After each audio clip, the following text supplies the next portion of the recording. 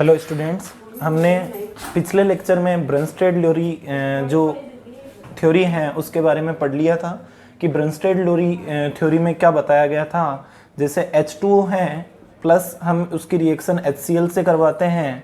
HCl जो है वो क्या करेगा, H प्लस जो प्रोटॉन है इसको क्या बोला जाता है, प्रोटॉन बोला जाता है। प्रोटॉन क्यों बोला जाता है, क्योंकि H प्लस जो होता है उसमें ना तो न्यूट्रॉन है ना ही इलेक्ट्रॉन है, केवल क्या है उसमें प्रोटॉन है। न्यूट्रॉन तो वैसे ही नहीं होता उसमें। इलेक्ट्रॉन क्यों नहीं होता है, इलेक्ट्रॉन एक होता है लेकिन एक इलेक्ट्रॉन इसने डोनेट कर दिया है और इस पे +1 आ चुका है, इसलिए यहाँ पे क्या बचेगा, केवल प्रोटॉन बचेगा। इलेक्ट्रॉन इसने क्या कर दिया है, डोनेट कर दिया है। ठीक है, तो इसको अपन क्या बोल सकते हैं, प्रोटॉन बोल सकते हैं। तो जो भी प्रोटॉन डोनेट करता है, इसने प्रोटॉन डोनेट किया तो डोनेटर जो H प्लस प्रोटॉन का डोनेट जो करने वाला होता है, डोनर जो होता है उसे बोला जाता है एसिड, और जो एक्सेप्टर होता है उसे क्या बोला जाता है, बेस। ठीक है, एसिड ने डोनेट किया, बेस ने एक्सेप्ट किया। बेस जिसमें चेंज हो जाता है वो हो जाता है अपना कॉन्जुगेट। कॉन्जुगेट क्या हो जाएगा, बेस था लेकिन अब किस में चेंज हो जाएगा, कॉन्जुगेट एसिड में। प्लस यहाँ अपना एसिड था, अब ये एसिड क्या कर रहा है, H प्लस प्रोटॉन को डोनेट कर रहा है। डोनेट करने के बाद ये जिसमें चेंज होगा Cl माइनस में, वो इसका हो जाएगा कॉन्जुगेट बेस हो जाएगा। समझ आ गई बात। ठीक है, ये तो बदल गया अपना बेस में कॉन्जुगेट, और ये किस में बदल गया, अपना एसिड में। ठीक है, इतनी चीजें हमने क्या कर ली थी, डिस्कस कर ली थी पिछले लेक्चर में। अब अपन डिस्कस करने वाले हैं एक मोस्ट इंपोर्टेंट कॉन्सेप्ट, उसका नाम है Lewis concept of acid and base. Acid and base का लेविस कॉन्सेप्ट अपन क्या करने वाले हैं, आज डिस्कस करने वाले हैं। ठीक है, तो लेविस ने क्या बोला कि जो एसिड होते हैं, जो भी एसिड होते हैं, वो एसिड क्या होते हैं, इलेक्ट्रॉन पेयर एक्सेप्टर होते हैं। ठीक है, इलेक्ट्रॉन पेयर को जो भी एक्सेप्ट करेगा वो क्या होगा, एसिड होगा। ठीक है, और लेविस ने क्या बोला कि जो एसिड होते हैं उनको, जैसे एसिड को लेविस एसिड ही बोल देते हैं क्योंकि लेविस के अकॉर्डिंग अपन पढ़ते हैं, तो इसको लेविस एसिड ही बोल दिया जाता है नॉर्मल लैंग्वेज में। ठीक है, नॉर्मल लैंग्वेज में इसको लेविस एसिड बोला जाता है। ठीक है, और इसने क्या बोला कि जो लेविस एसिड जो होते हैं वो क्या होते हैं, इलेक्ट्रॉन डेफिशिएंट होते हैं।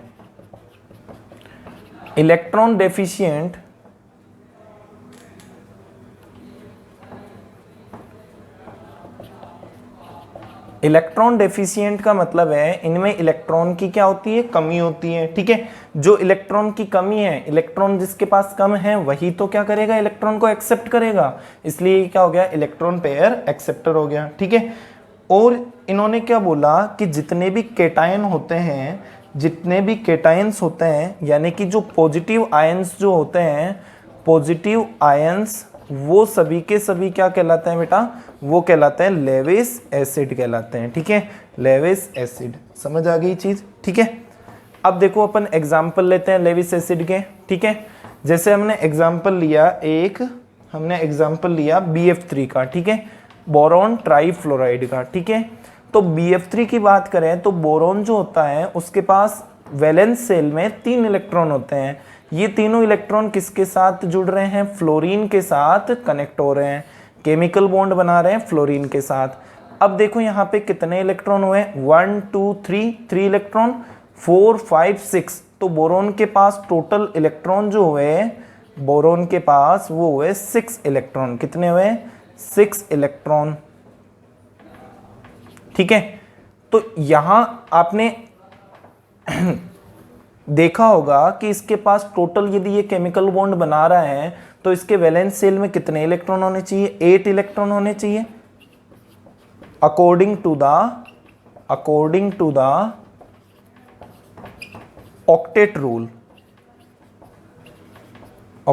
रूल। ठीक है, ऑक्टेट रूल के हिसाब से तो कितने होने चाहिए, 8 होने चाहिए, लेकिन इसके पास कितने हैं, 6 हैं। ठीक है, तो ये 6 इलेक्ट्रॉन होने के कारण क्या करेगा, किसी से 2 इलेक्ट्रॉन क्या करेगा, इलेक्ट्रॉन पेयर क्या करेगा, एक्सेप्ट करेगा।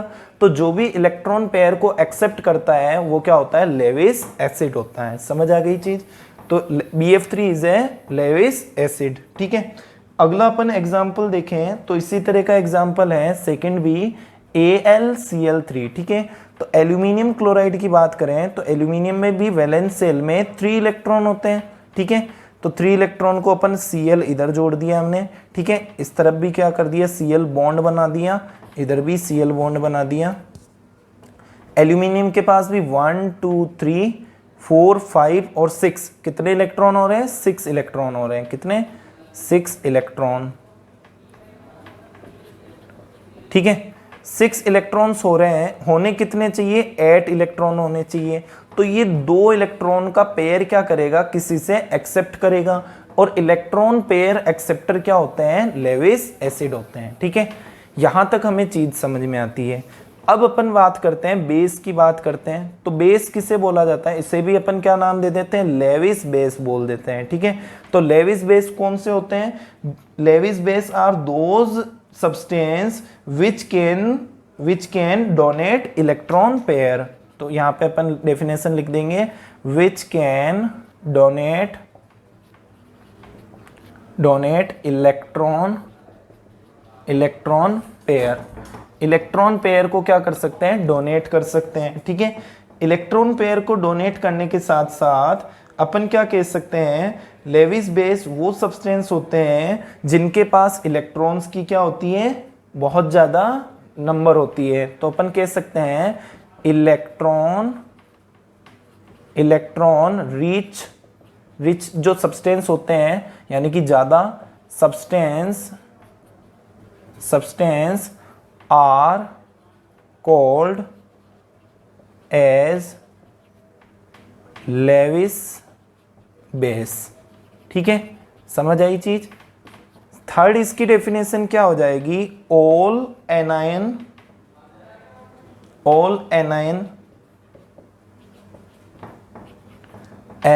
Are called as Lewis base. तो एनाइंस क्या होते हैं सर, एनाइंस होते हैं पॉजिटिव, यहां पे नेगेटिव चार्ज। ठीक है, समझ आई चीज। तो देखो इसका एग्जाम्पल लेते हैं अपन। एग्जाम्पल में लेविस बेस देखो, यहाँ पे लेविस बेस में ले लेता हूं, जैसे कि मैंने लिया H2O। ठीक है, ये किसका होता है, वाटर का होता है। ठीक है, फॉर्मूला O कहाँ होगा, ऊपर होगा, एक H बॉन्ड बन रहा है, इधर भी H बॉन्ड बन रहा है। ऑक्सीजन के पास वैलेंस सेल में 6 इलेक्ट्रॉन होते हैं, 2 इलेक्ट्रॉन यूज में आ रहे हैं, तो 4 इलेक्ट्रॉन क्या हो जाएंगे, बच जाएंगे।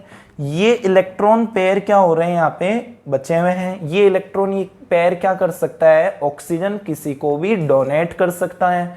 तो जो इलेक्ट्रॉन पेयर का डोनर जो होता है उसे क्या बोला जाता है, लेविस बेस बोला जाता है। तो H2O क्या हो जाएगा, लेविस बेस हो जाएगा। ठीक है, और हम बात करें यदि, तो जैसे OH माइनस है तो ये क्या है, नेगेटिव आयन है। नेगेटिव आयन क्या कहलाता है, लेविस बेस कहलाता है। Cl माइनस की बात करें तो नेगेटिव आयन है, एनायन है, तो ये भी क्या होगा, लेविस बेस होगा। ठीक है, आई चीज समझ में। तो अब अपन बात करते हैं लेविस बेस थ्योरी में किस तरह एसिड और बेस के बीच इलेक्ट्रॉन पेयर्स का ट्रांसफॉर्मेशन होता है। ठीक है, कैसे ट्रांसफर होता है। तो देखो इधर समझो, लेविस बेस अभी मैंने बताया, लेविस एसिड जो होते हैं वो क्या होते हैं, इलेक्ट्रॉन क्या करते हैं, एक्सेप्ट करते हैं, एक्सेप्टर। और जो लेविस बेस जो होते हैं वो क्या होते हैं, इलेक्ट्रॉन डोनर होते हैं। ठीक है, तो मैं बात करता हूं, जैसे BF3 की बात करता हूं।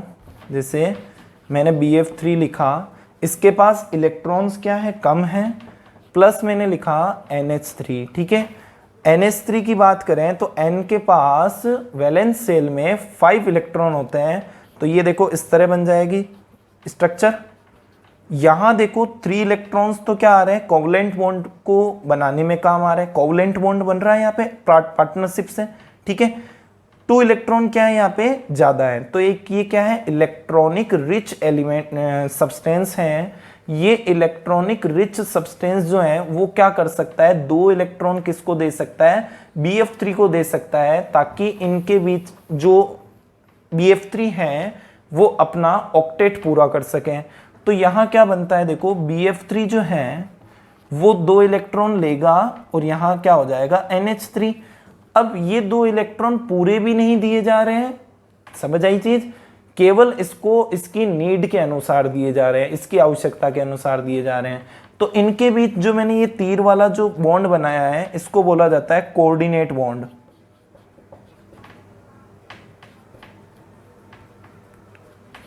कोऑर्डिनेट बॉन्ड बोला जाता है, ठीक है। कोऑर्डिनेट बॉन्ड में क्या होता है, जैसे BF3 है अपना और इधर क्या है NH3, ये पूरा का पूरा बॉन्ड बनाने में इन 2 इलेक्ट्रॉन्स का क्या होगा, यूज होगा, जो कि कौन दे रहा है, केवल NH3 दे रहा है। तो ऐसा बॉन्ड जिसमें दोनों इलेक्ट्रॉन जो है, दोनों पार्टनरशिप के जो इलेक्ट्रॉन हैं वो केवल एक ही सब्सटेंस द्वारा दिए जाते हैं, वो बॉन्ड क्या कहलाता है, कोऑर्डिनेट बॉन्ड कहलाता है। समझ आ गई चीज। तो यहां हमने इस तरह बनाया। एक और एग्जांपल ले लेते हैं, जैसे यहां मैंने बताया था आपको H2O जो होता है इलेक्ट्रॉनिक रिच होता है, ठीक है, और हमने बात की थी AlCl3 की। तो बेटा ये इलेक्ट्रॉन्स इसको देगा तो इसके बीच कोऑर्डिनेट बॉन्ड कैसे बनेगा, इस तरह बन जाएगा। क्वेश्चन क्या आता है, क्वेश्चन आता है which chemical bond is found between Lewis base and Lewis acid. तो देखो ये लेविस क्या है, बेस है, और ये लेविस क्या है, एसिड है। इनके बीच कौन सा बॉन्ड है, कोऑर्डिनेट बॉन्ड है, ठीक है। हमेशा कोऑर्डिनेट नहीं होता है, जब इलेक्ट्रॉन डोनेट किए जाते हैं तभी क्या होता है, लेविस बॉन्ड होता है। समझ आ गई, ये कोऑर्डिनेट बॉन्ड होता है। तो ये हमने Lewis theory of acid and base पढ़ा है, ठीक है। अब अपन पढ़ते हैं कुछ और चीजें, ठीक है, जिसमें मैं आपको बताता हूं कि डाइल्यूट और कंसंट्रेटेड एसिड और बेस क्या होते हैं, ठीक है। तो सबसे पहले तो अपन पढ़ते हैं डाइल्यूट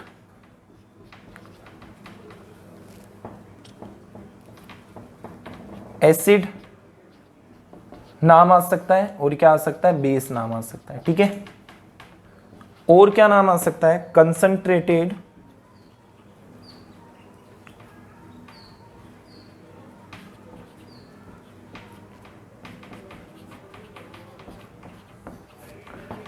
एसिड, और क्या नाम आ सकता है, बेस आ सकता है, ठीक है। तो देखो दोनों में बेसिकली अंतर क्या होता है, इफ क्वांटिटी ऑफ एसिड जो है वो क्या होती है, या फिर बेस की या एसिड की जो क्वांटिटी होती है वो ज्यादा होती है, किससे ज्यादा होती है, रेस्पेक्टिव टू द वाटर ज्यादा होती है यदि, तो उसे बोला जाता है कंसंट्रेटेड बोला जाता है, ठीक है। आई बात समझ में।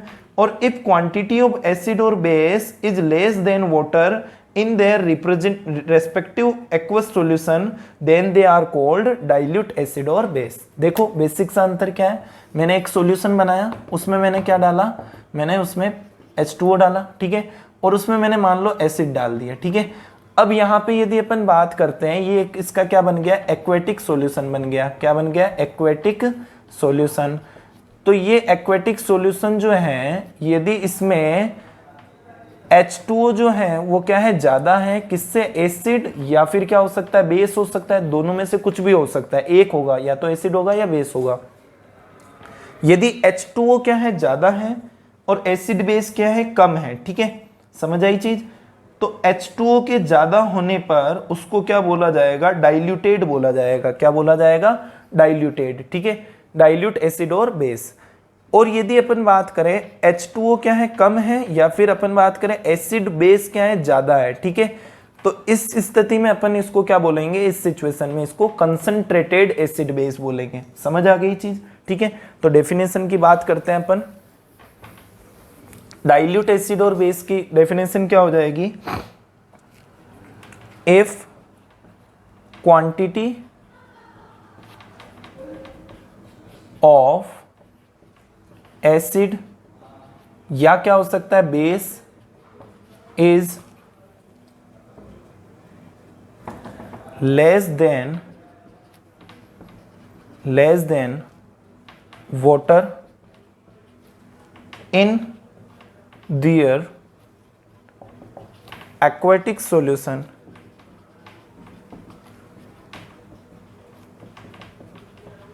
then it is called dilute acid or base. जो क्वांटिटी ऑफ एसिड बेस है वो क्या होगी? कम होगी डाइल्यूट में क्या होगी? कम होगी एसिड बेस की क्वांटिटी, और कंसंट्रेटेड में क्या हो जाएगी? ज्यादा हो जाएगी। समझ आएगी बात? तो यहां पे कंसंट्रेटेड की यदि लिखनी है आपको,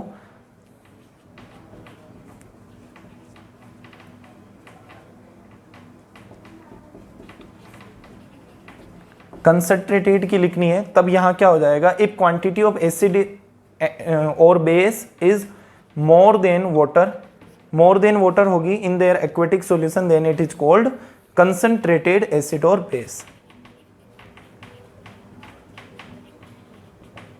ठीक है, आगे चीज समझ में? डाइल्यूट एसिड बेस या फिर कंसंट्रेटेड एसिड बेस में आपको कंफ्यूजन नहीं होना है। ठीक है, आई चीज समझ में? अब अपन बात करते हैं पीएच के बारे में। ठीक है, तो पीएच स्केल या पीएच यूनिट की बात करते हैं। तो सबसे पहले पी क्या आएगा? छोटा आएगा। एच क्या आएगा? बड़ा आएगा इसमें। ठीक है, पीएच की बात करते हैं। पीएच में पी छोटा आएगा, एच क्या आएगा? बड़ा। पी का मतलब होता है पुसांस। पी का मतलब क्या होता है? पुसांस।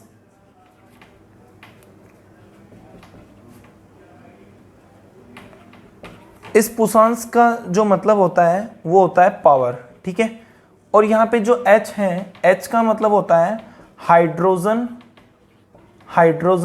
आयन। ठीक है, यानी कि अपन बोल सकते हैं पीएच का पूरा मतलब क्या होगा? Power of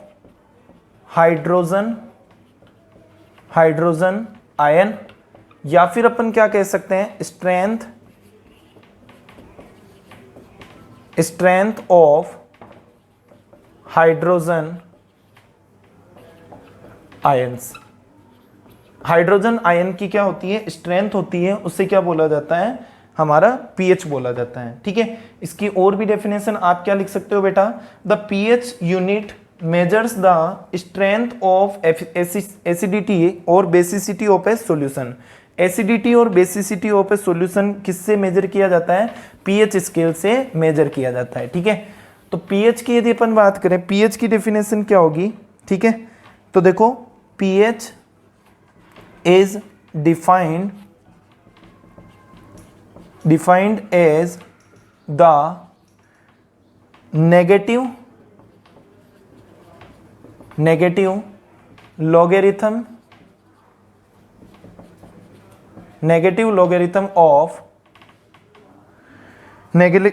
logarithm of hydrogen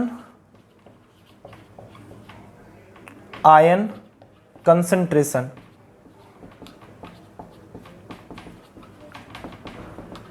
यहां पे देखो pH जो होता है, pH को P capital H equals to क्या होता है? Defined as the negative logarithm. Logarithm क्या होता है बेटा? लोग होता है, उसके बारे में भी मैं पूरा बताऊंगा।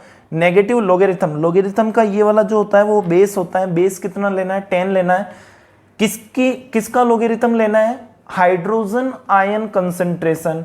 तो हाइड्रोजन आयन की कंसंट्रेशन को इस तरह लिखा जाता है, बड़े ब्रैकेट में अपन क्या कर देंगे? बिग ब्रैकेट में यहां पे H प्लस लिख देंगे। तो इसका मतलब होता है हाइड्रोजन आयन कंसंट्रेशन।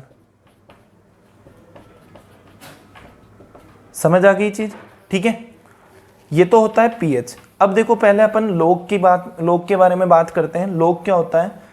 तो ध्यान से समझना, 2 की पावर 5 कितनी होती है? 32 होती है। ठीक है, यदि अपन बात करें 2 क्या होता है? यहाँ पे 2 यहाँ पे होगा बेस होगा। 2 क्या है? बेस। और 5 क्या है यहाँ पे, पावर है, ठीक है। और ये जो 32 आया था ये क्या है, रिजल्ट है, ठीक है। अब देखो यहाँ पे ध्यान से समझना, log क्या होता है। यदि मैं बात करूँ log की, तो log के नीचे क्या आता है, जो बेस आता है ये वाला क्या होता है, बेस। यहाँ पे ये वाला जो बेस है वही लिखा जाएगा, यानी कि log के नीचे क्या आ जाएगा, ये वाला बेस आ जाएगा, यानी कि क्या आ गया, 2 आ गया। फिर यहाँ लिखा जाता है रिजल्ट, क्या लिखा जाएगा, रिजल्ट। जो यहाँ पे रिजल्ट आ रहा है, यानी कि यहाँ क्या लिखेंगे, 32 इक्वल्स टू क्या आ जाएगी, पावर आ जाएगी, यानी कि पावर कितनी है मुझे बताओ, 5, ठीक है। तो log बेस जो 2 है उस पे 32 की वैल्यू क्या होगी, 5 होगी। जैसे अपन बात कर लेते हैं कुछ एग्जाम्पल की ओर, जैसे 10 टू द पावर 3 कितना होता है, 1000 होता है। तो यहाँ log बेस कितना है, 10 है, और रिजल्ट कितना है, 1000 है। तो उसमें जो पावर आती है, बेस की जो पावर आती है 3, वो उसका क्या हो जाएगा, रिजल्ट हो जाएगा। समझ आई चीज। और एग्जांपल लेते हैं अपन, जैसे 5 to the power 3 equals to क्या होता है, 125 होता है। यानी कि log बेस कितना है यहाँ पे, 5 है, तो log 5 बेस पे किसकी वैल्यू, 125 की वैल्यू, 125 की वैल्यू क्या हो जाएगी, 125 कब आएगा, 5 की कौन सी पावर पे 125 आएगा, 3 पावर पे आएगा। तो यहाँ पे क्या ले लिया, पावर 3 ले ली, ठीक है।